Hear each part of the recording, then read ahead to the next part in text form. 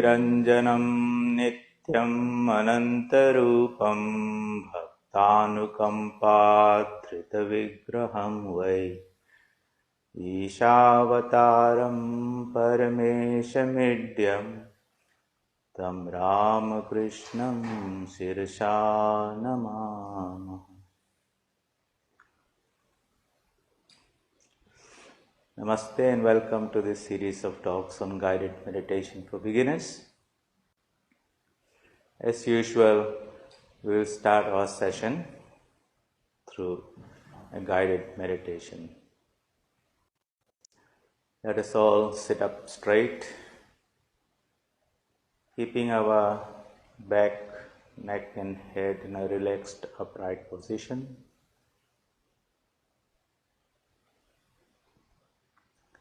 Visualize that your whole body is strong and healthy and a good instrument for the realization of the divine within you. Pay attention to various limbs from the toes to the top of your head.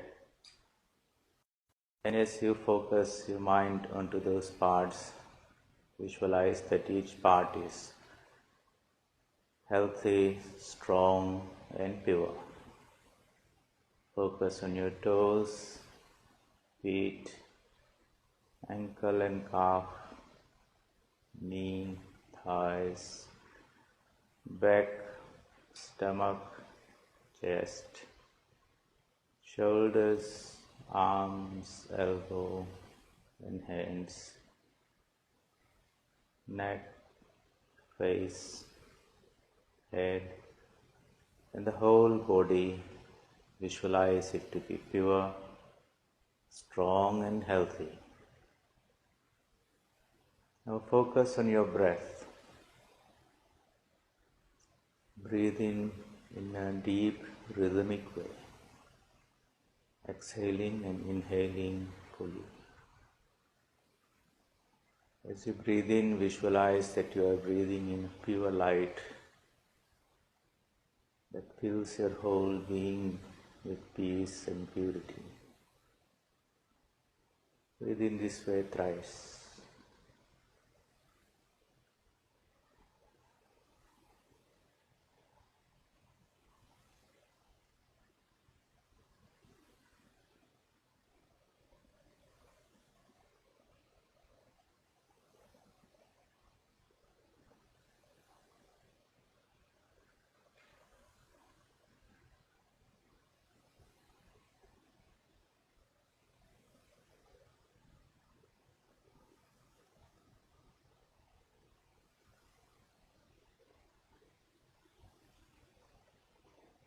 Now let's pray for the welfare of everyone throughout the universe. We are mentally connected with all the beings, so your prayers can reach out and help others spiritually, mentally, even physically. May all be happy, may all be joyful, may all be peaceful, may all seek the divine within themselves. Send out your prayers to your right. Visualize your thoughts going out, reaching and touching and uplifting all those whom it comes in contact with. Visualize your prayers going to your left, in front of you, behind you, above, below, and in all directions. With you in the center, you radiate this universal prayer for the welfare of all beings throughout the universe. Now withdraw your mind from the outside world and focus in the center of your being, the center of your heart. Visualize that this body is strong and healthy and pure. Visualize that pervading this body and finer than that, and overlapping this is another body, the subtle body, which is the mental body, full of spiritual ideas, spiritual thoughts, at peace. I visualize that finer than this, penetrating all these three and overlapping this, is even a finer body, the causal body, the body of knowledge, of spiritual knowledge. And beyond this, penetrating all the three of them, is the infinite Atman, the Supreme Being, the ocean of consciousness. In that ocean of consciousness, visualize a beautiful lotus, fully bloomed, full of freshness and fragrance, illuminating all the three bodies with its divine radiance. You may replace that lotus, the light in the center of that lotus, with any divine form of your choice. Imagine that divine form to be alive, living, full of compassion, full of spiritual qualities, eager to bless you with all those divine excellences. Imagine the light radiating from him to be the light of knowledge that dispels the darkness of spiritual ignorance. It's a light of purity that fills you through and through with the sense of holiness. It's a light of bliss that fills you with joy. It's a light of supreme peace that fills you with serenity and tranquility. It's a light of strength that strengthens you physically, emotionally, mentally, morally, and spiritually. That divine is our higher self. Feel the divine presence within you.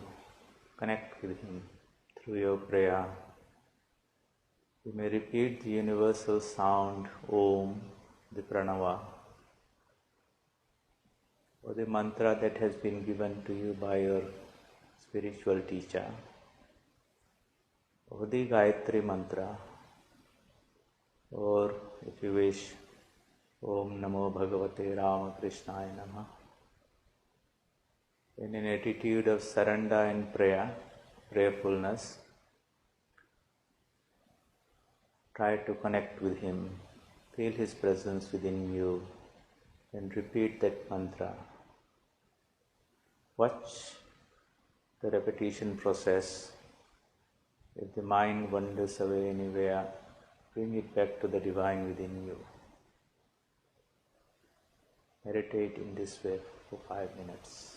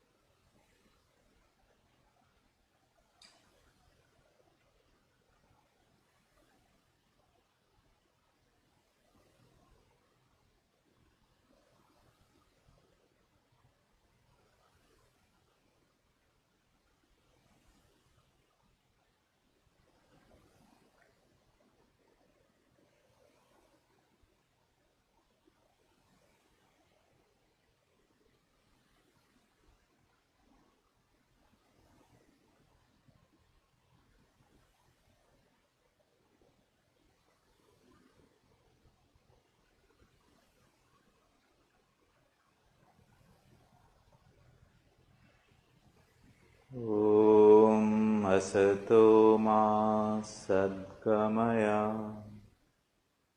tamaso ma jyotirgamaya mrityorma amritam gamaya. Om Shanti Shanti Shanti.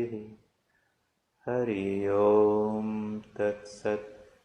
Shri Ramakrishna Arpanamastu. In this way, every day, morning and evening, one should try to connect with the real divine within us, which is our higher self. To anchor ourselves in that wonderful, in the presence of that wonderful being that is infinite freedom, infinite beauty, purity, knowledge, goodness, and all wonderful things, excellences that you can imagine. That is our true higher self, the Paramatman. Today, we had a slight change in the process, a little bit more variation into the process of meditation, where rather than just saying that let's meditate on the lotus in the center of the heart, I took you through the process of visualizing three levels, the three bodies. One is the physical body that we are very much familiar.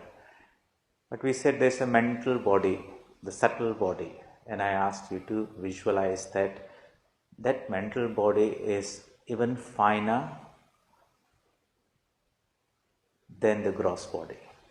And beyond that, we said there's something, the causal body, that is even finer than the mental body. It's just like ice, which is solid, you can hold and feel it.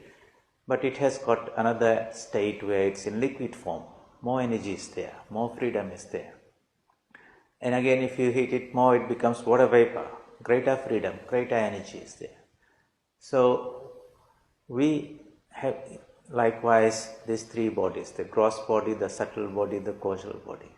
And these are all products of something which is bodiless, which is nameless and formless. And because there are no boundaries there, no limitations, it is infinite in it. So that ultimate higher state is the Atman, which is part of the ocean, the infinite ocean, the Paramatman. The heart center, when we say meditate in the heart, we mean meditating at that consciousness level. Therein you visualize a beautiful lotus in that ocean of consciousness. And it's very important to understand and keep in mind that that source, that is the source of all that we require, the nourishment to nourish the knowledge body, the mental body, and the physical body. The energy, the knowledge, the beauty, the purity, the happiness, everything radiates and comes out of that. And the more transparent the three bodies are, the more that light will shine in greater glory. And that's the difference between one person and the other, how pure our body, mind is.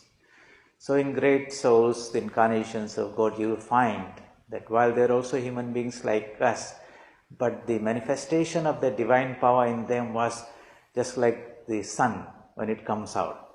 And in others, it is so much limited, it might be like a lamp in a dark night. Whatever it is just the covering that's making the difference. That's the difference between a realized person and an ignorant person. Not in the difference in kind. They are of the same substance, but the manifestation of that power is different depending on the purity of the body mind, which makes a difference how much of that light can shine out of it. So that's a wonderful thing. We are not doomed or miserable beings. We are ever connected to the divine source. But because our mind is constantly projected outwards, busy with the things of the world, busy with itself in the mental level, and never turning around and trying to connect with that infinite source, the mind gets a little muddled up. Just like the sun is out there, but some clouds come and block the sun. And when you go out and say the sun is not out there, of course it is there. It's just that the clouds have come and blocked it. Now, if the clouds couldn't be moved away, If the wind comes and blows the clouds away, then the sun shines in all its glory. Or maybe you can go beyond the clouds and above the clouds, and to you again the sun becomes available. So, in all spiritual disciplines, the primary purpose is to remove this cloud that's in the mind. That's why it's called Chitta Shuddhi, purification of the mind. So, how do we do that? Of course, we have said that we have got these three bodies, the physical bodies which we feel, and we feel that is our being. We are born and we live in this and we feed this, we exercise this. Sometimes we feel that we are that and that much alone. The scientists who went and explored the inner space, the rishis, they said, no, it's not that. That's only a very low level manifestation of what we are. Beyond this is the mind, full of ideas, and the quality of ideas, it could be something more to do with the external world of enjoyment and action, or it could be a much refined, pure mind that is now reflecting the inner glory of the light or the Atman within. And beyond that is even a higher level, which is called the mental space. So there are various classifications. One is that the three bodies are there, the Sthula Sharira, gross body, the subtle body which is the Sukshma Sharira, the causal body which is the Karan Sharira, and beyond that is the Atman which is bodiless. That is one classification. These are different ways of presenting the truth. Okay.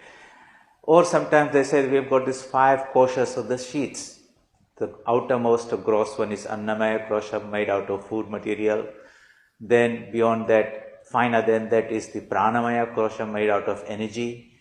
Beyond that is something even finer, the mental, the mind level, mind sheath called Manomaya kosha. Finer than that is the Vijnanamaya kosha, the knowledge space. And even finer than that, where you are almost in touch with the Atman, is the Anandamaya kosha, full of bliss. These are the 5 layers, like the 5 layers of the onion, one by one. The grossest one is the body, the finest one is the Jnanamaya, Anandamaya kosha, but beyond that is the real Atman, which is what we are. Doesn't matter which method or which model you would like to do. The important thing is to say that we are not only this gross body or the mental body, but there is something much finer, much purer, more beautiful, and that can be realized. Realized means it can be experienced. That is our true nature, always has been, is now, and will be. So what's the problem? The problem is we have forgotten that, we have moved away from that.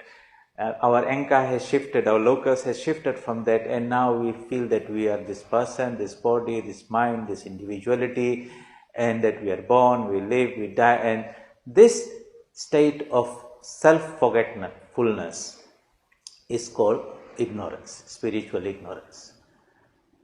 And spiritual sadhana, spiritual discipline, meditation, japa, puja, and all those things that we do in the name of religion and spirituality is meant to purify the mind so that we can experience ourselves as a spiritual being. Okay, so that framework that has been fixed in this way, and we would like to experience ourselves as a spiritual being in all its glory, the effort that is put to acquire or achieve that is called sadhana, spiritual disciplines. Meditation is one of those disciplines where we try to calm ourselves. The body is in a relaxed position, no distractions. We withdraw our mind from the outside world. We get into the rhythm of peaceful, harmonic breathing, because the body and the breath and the mind are all interconnected, and everything is in a rhythmic way, then they don't disturb you.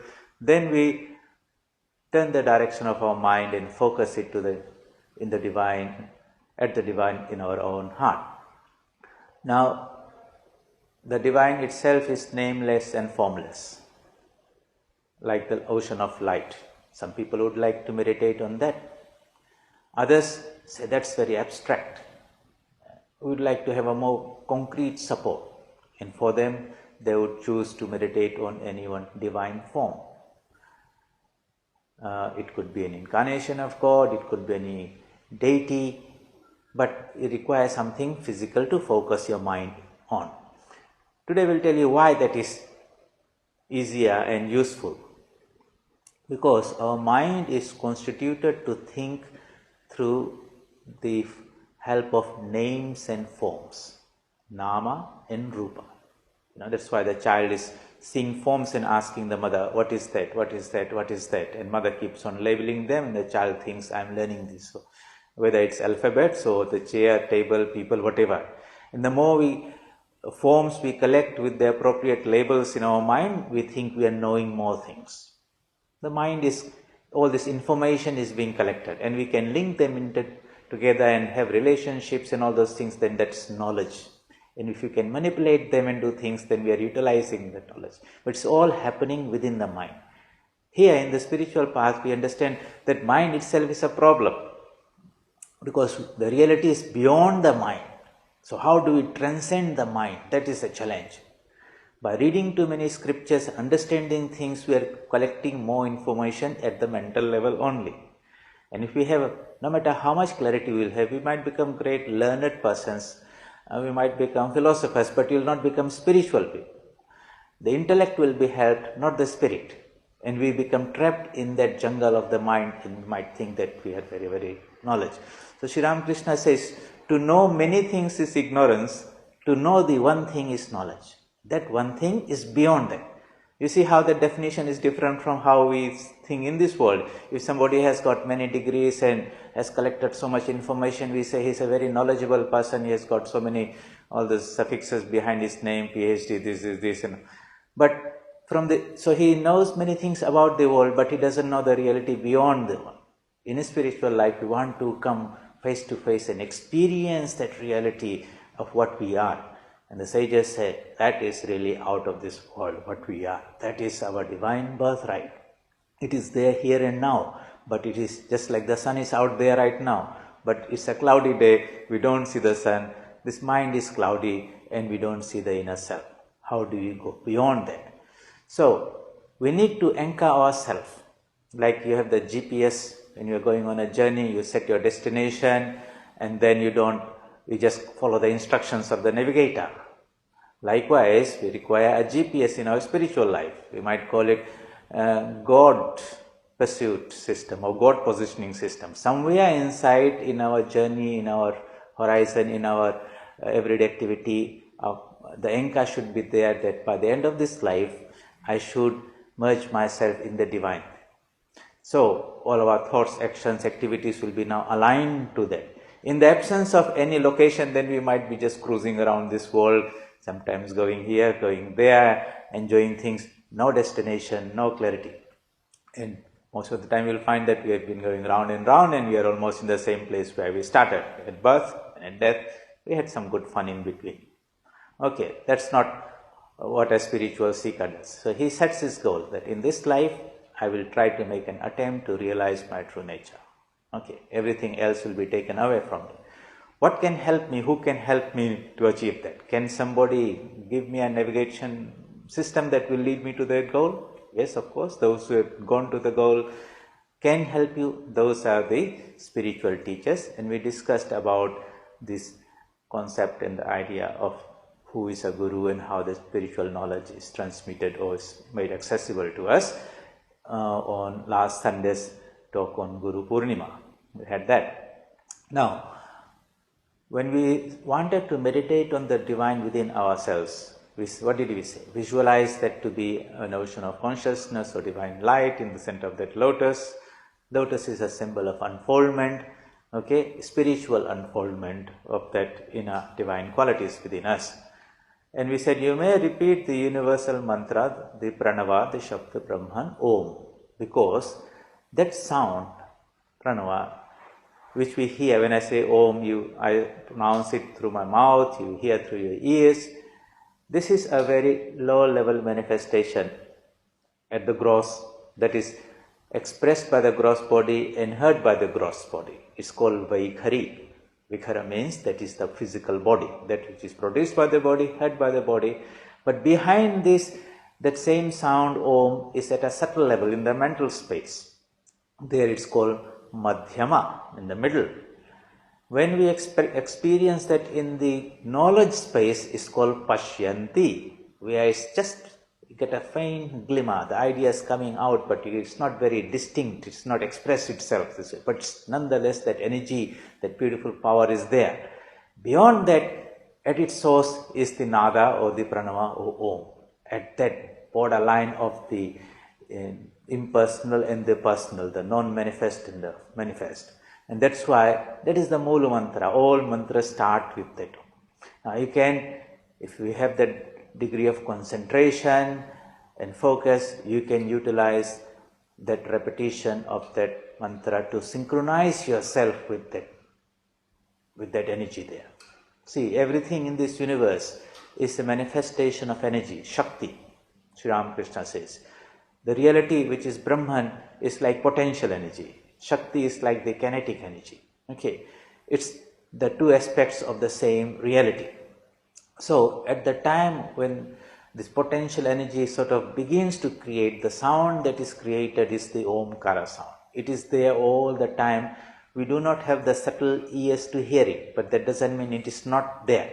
Just like there are many TV channels, but if your TV is not tuned to the higher frequency, you don't receive them, but it is there all the time. Likewise, our senses are designed, which are built in this physical body, are designed to catch the receive signals and interpret them in the physical world only. And that's where we are bound and limited there. But there are many levels of existence in the subtle level, in the causal level. Because we are not tuned to them, we don't receive them. How do we transform this mind so that it resonates or is in tune with those subtle realities, and then suddenly you say, I experienced this, I had the vision of that particular form. So when the mind is at a very gross level, it receives very low physical level sensations through the eyes and ears and all that. So when we try to withdraw our mind from the outside world, we want to keep our body steady so it's not distracting us outside, and we try to withdraw the mind and focus it within. We are trying to resonate it, to tune it to the higher frequencies of our own being. So in that process, anything that can help us in the upliftment would be very nice. We discussed in the previous talks how two musical instruments that are similarly tuned and are kept in two different rooms. And if one plays a particular note on one of them, the other one will automatically resonate here and play the same music, even though they are not physically connected. So likewise, in the higher spiritual domains and dimensions, the pure energy of the Supreme Being manifests itself first as Om, and then it can come down to slightly grosser form through the mental level, and physically afterwards it vibrates as this physical world. Everything here is a vibration, and the state changes depending on the energy in that vibration. For example, water is made of, or block of ice is made of H2O molecules. Okay, but when the energy level is very low, all the molecules are locked together in their own place. That's what we call a solid ice. We give that particular name, ice, to that. When we inject more energy by heating it on a stove or something, suddenly the molecules are vibrating faster. They have just become free, and now they take the shape of the vessel. More freedom, more energy. If you inject more energy, keep on heating it until it boils, then the molecules are vibrating so fast that they become free and fill up the space, the whole room. Okay, so what is the difference in the three states between ice, water and water vapor? They are all water molecules, but the energy levels are changing. Likewise, you visualize this whole universe. That which is gross matter is something which is vibrating at a low energy, at a low frequency, so to say. When that vibrates faster, we call that the mind. And when that vibrates at a higher energy level, we call it the causal world or the self, not the self, you might say the energy level there. It's a gradation where the grossest is here and the subtlest is at the highest level. And how we can uplift our mind from the grosser levels to the higher level, to the highest level, so that we become tuned with it and experience it. Ultimately, we go beyond all those. That's the whole idea. So meditation is that process by which we increase the the capacity of the mind to grasp subtler and subtler dimensions of our being and the universe. As we practice, pour the whole mind onto one object, because the world is constituted of names and forms. The mind has got so many forms and so many words constantly they are coming and going into in its mental space. What we try to do is, we try to select one form and one name. That's better than having 1,000 names and forms. We try to keep that into a loop rather than visualize a sine wave. It repeats itself. So in that way, we take one particular form of the divine that appeals to us, or that has been pointed out to us by our spiritual teacher, and that mantra that's given to us is the sound form of the deity. Okay, they're not separate. So here it's important to understand that aspect of the deity, the form that we are praying to, the energy level that is there, and the mantra are not distinct. Nam, Nami, Abhed, Sri Ramakrishna would teach. Name and the one named are not different. Bheda means different, Abheda means not different.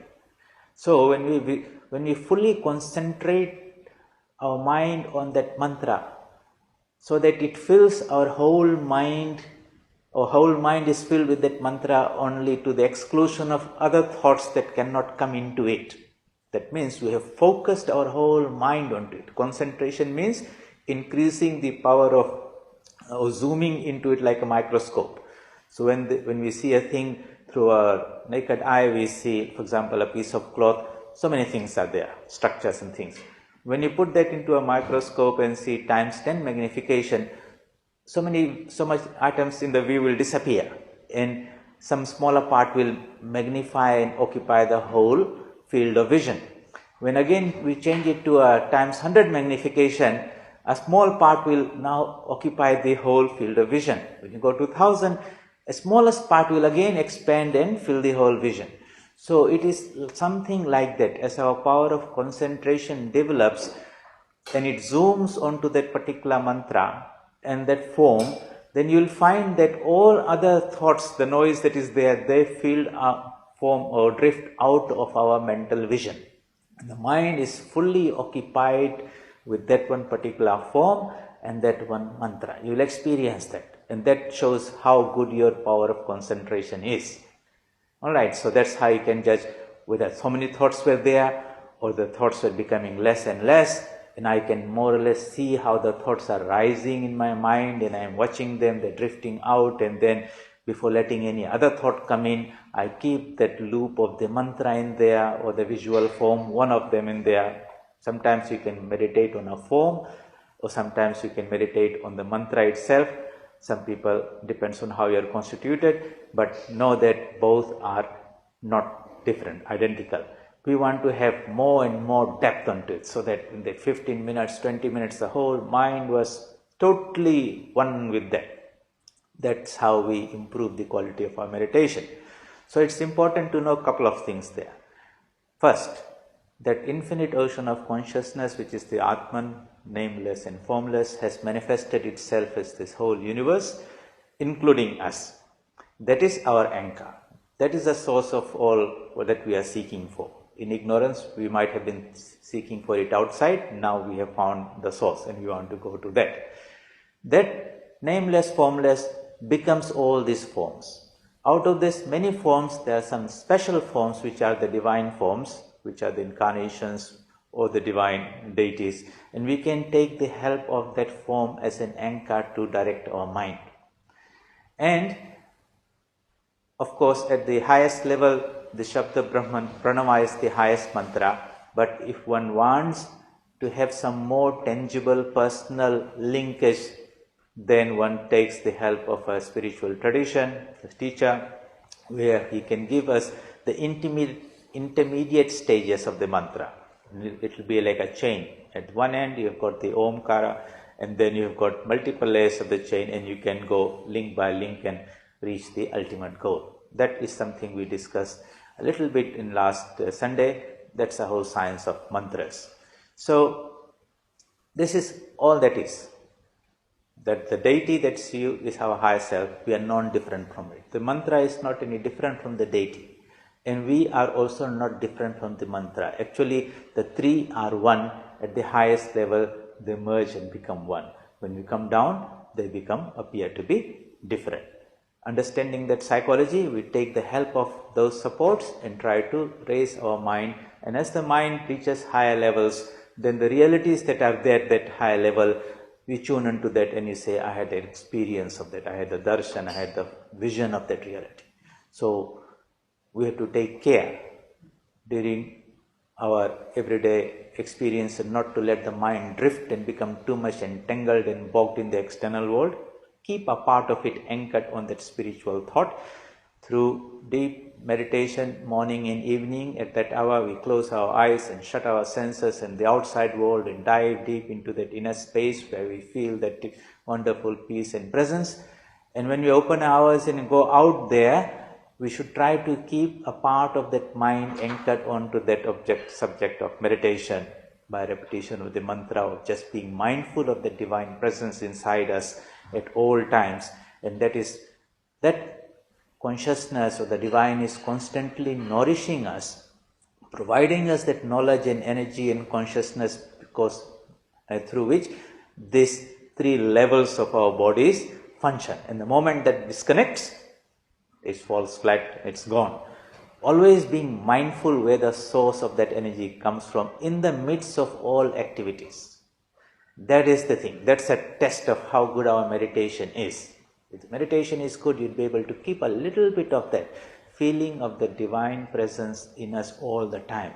That this body is only an instrument, the physical body or the subtle body or the causal body, but some divine power is operating and working through that. How do we maintain that in the midst of our everyday activities? That should be an outcome of our meditation process. And you'll find that with that you have greater stability and anchor and balance and poise. You don't get knocked too much around when outside physical changes, situation changes in the external world. And ultimately, if you can realize yourself that what we really are, then everything can be taken away and you will remain as that nameless, formless, bodiless reality that we always are. That is the goal of meditation, goal of spiritual disciplines.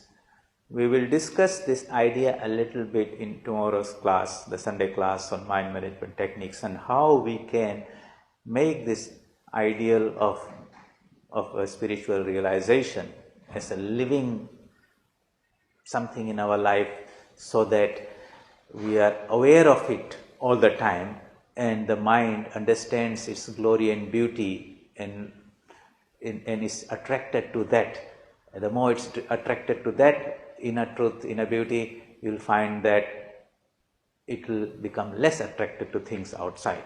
Sri Ramakrishna says, as you go towards the east, west automatically becomes further and further away. You don't have to, in a violent way, cut yourself from the outside world. Just develop a taste for that inner purity, goodness, and you'll see outside things naturally will fall off. So, these are all theories and practices and processes. The test of the cake is in eating it, and by meditating only we can experience and get acquainted and realize what we really are. So let's all meditate deeply, sincerely, with great patience and perseverance and intense yearning, and discover the truth.